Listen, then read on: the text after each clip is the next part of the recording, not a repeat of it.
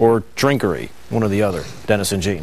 They may have even gone home. Yeah, they might have gone home. Thanks, Eric.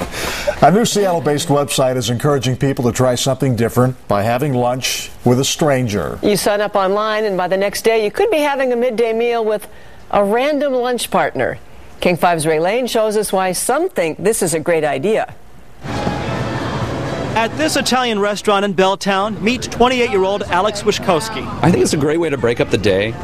33-year-old Deepak Singh. I've never had lunch with a stranger before. And 36-year-old Beth Goza. It's about meeting people, but hopefully it's about meeting people who aren't exactly like you.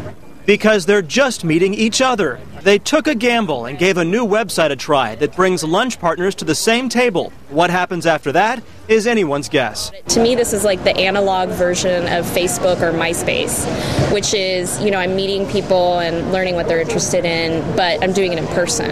And I think it's a good way to kind of get out of the office, express some new ideas, and when you talk with people from new backgrounds that you haven't talked about before, there's no constraints on the conversation.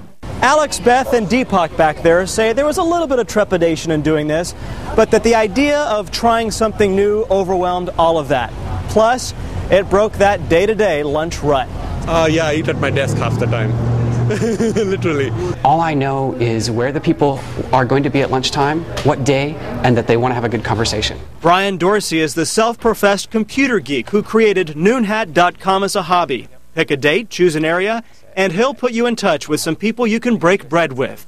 And hopefully, some spicy conversation will be on the menu. It's easy to read the news you agree with, talk to the people you already know, and I'm hoping to kind of mix things up a bit and, talk to people outside of our normal circles and, just meet in person, not at the computer. The thing I liked about this concept was it's so simple. You don't really have to do that much. There's very little pressure on you to go chase people down. Thank you for joining us today. You never know exactly who's going to show up. You might not even know their ages or gender. If the lunch meeting is a bust... The great thing about lunch is if it's not going so well, you just ask for the check and walk away.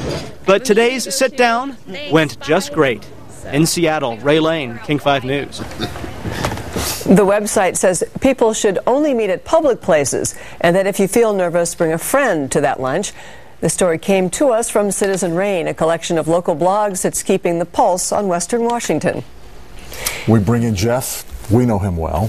He's keeping the pulse on our weather. Well, it's going to be a little bit of a change tomorrow, so you might want to have that.